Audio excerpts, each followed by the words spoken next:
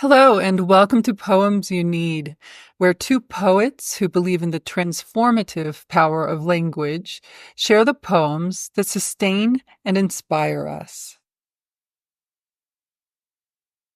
Hi, I'm Melissa Studdard, And I'm Kelly Russell Agadon. and today we're talking about poems by Rita Dove, both from her latest book, Playlists for the Apocalypse.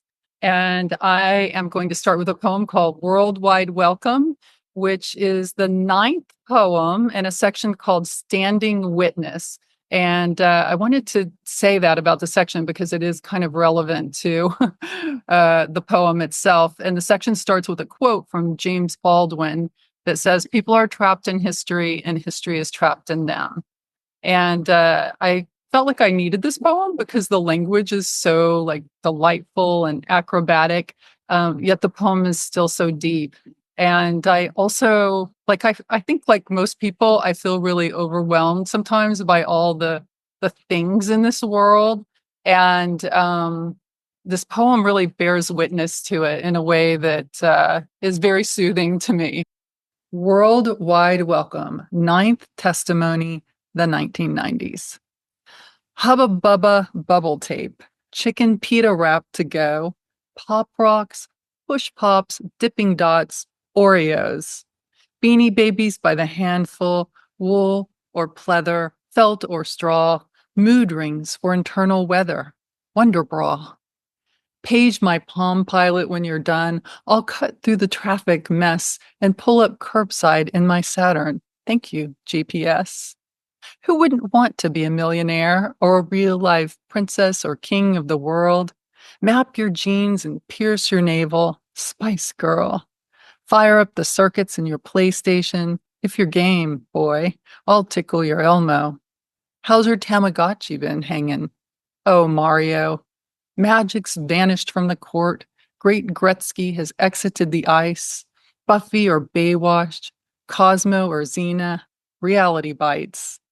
Give me a logo with my windows, eBay for old, Amazon for new, a Hubble, a Canon, an Apple a day, and we all shout, Yahoo!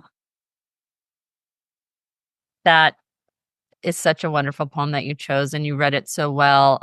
It was just a trip back to the 90s, and so much music. The way that this poem is formatted on the page is it's tercets, and then there's one line, and then tercets again. And what I started to notice was like how the music went throughout from I wouldn't have thought that there was rhyme in this poem reading it, but to hear it like read to me, I was really like just indulging on the music of it. And also the memories to go back and to have Hubba Bubba Bubba tape, or that was like a thing.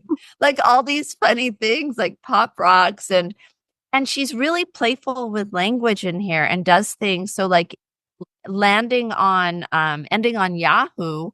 Well, if you don't know the 90s, and like Yahoo was kind of one of the first servers, not servers, but internet search.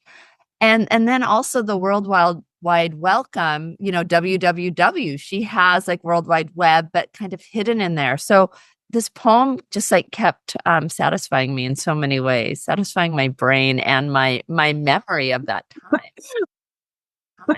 I love that that description of it, that it's so satisfying. I felt the same way. I mean, the language is doing the same thing as what she's talking about. I mean, she's sort of pointing out the way all these modern trappings like pull you in, they just they hook you, and you feel like you want them, but you also feel overwhelmed by them, right? And the language, she does this with the language. She just piles it on and piles it on and piles it on. And it's so delicious. You don't want to stop, you just want more. You want more Pop Rocks and Dippin' Dots and all of these things. Well, and like what you said about how it pulls you in, the 90s were kind of that time where we got sucked into the internet. I remember getting like, I was on AOL and You've Got Mail, and that was kind of you had those like giant, like, computers, and now the people are like have phones in their car, and things are starting to change. It's very different than than the 80s and the way that she captured kind of the energy of the 90s, you know? Okay, so my poem is called Ode on a Shopping List Found in Last Season's Shorts.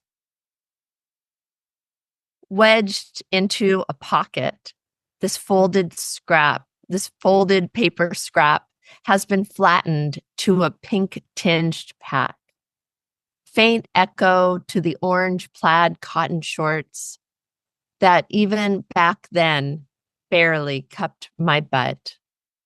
Milk tops the chart, then bottled water, crackers, paper towels, staples bought in bulk. My husband's jurisdiction, meaning we must have made several stops together. Then why is Home Depot scratched out, but not the light bulb we would have found there? Batteries for him, styling gel for me, emery boards, wasp spray, glycerin for shine. What contingencies were we equipping for? Why were we running everywhere at once? And now I see it. Rittersport, Almond Joy, Mars bars, and Neckos for my father, whose ravenous sweet tooth was not what finally killed him. In the summer of that last birthday, who could have known there would be no more road trips to buy for, no place to go but home? I'll never wear these shorts again. Wow, that's so incredibly powerful. And you're right, it does speak to the other poem in so many ways, both in like the depth combined with these items, things and these memories. It's a different kind of memory. The other memory is a sort of a collective generational memory, and this is more of a personal and a family memory. But that line where she says, I'll never wear these shorts again is so amazing. It's a shock, but in the best way. And you realize that, the shorts, they don't fit her life anymore. And she has to let go of them the same way she has to let go of her father. And Yeah, I'm really glad that you brought the shorts up. One of the reasons I did um, choose this poem was because of that last line and a personal story that for me connected with the poems was I remember when I wore a sweater to my father's memorial, I remember saying, I'm never wearing the sweater again. Because the memory that came with it was too much. It was too much to carry or to ever want to put that on again. And so I knew immediately I would never wear it again. And so, like when you said that letting go, those shorts you could be letting go for different reasons. They're too small, but they also have the memory now attached to them. yeah, Yeah, and it does what I love.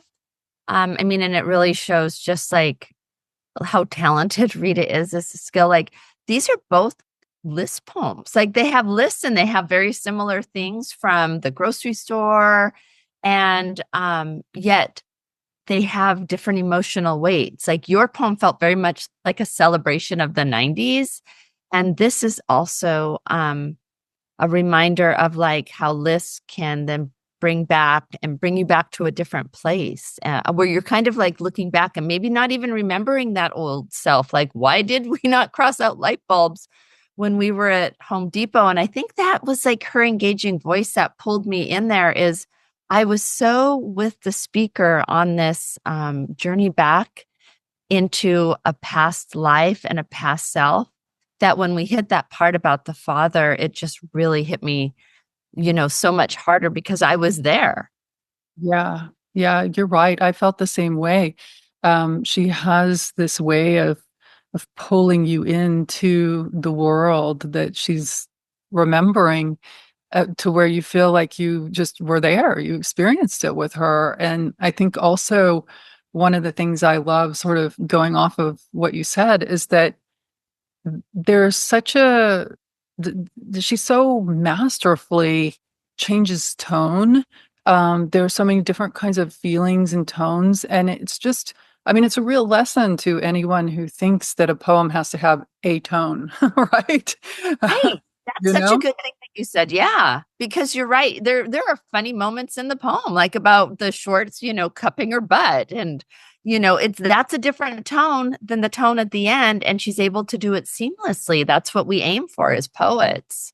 Absolutely. It's like a Shakespearean tragicomedy, but all in the length of a poem. Yeah, it is a Shakespearean tragicomedy. And with a Comedy lot of it tragic. being a list. Yeah.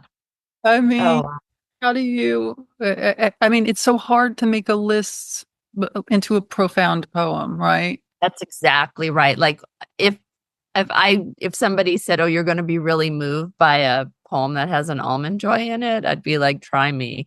And yet, she's able to include almond joy, and then at the end, I'm just kind of wrecked, which Yeah. I love. I love to be that. I mean, it's a lovely wreck for me to be kind of, especially as somebody who did lose their father young. That father poems get me, so I'm happy to share them. How so happy she wrote it. Yeah. Yeah. Yeah. Isn't that the best when a poem, when you can just identify with it and feel less alone in this thing that you experienced, you know? That's exactly it. That's exactly it. And also, I'm hungry now. Let's go get some candy. Yeah. Also that. Thank you for celebrating poetry with us today. Information about the poet and works featured can be found on the episode page. And if you enjoyed today's readings, please press the like button and subscribe so not to miss another poem. You can also share the episode with a friend, and we hope you do. Until next time, we wish you beauty, inspiration, and very meaningful days. May you always have the poems you need.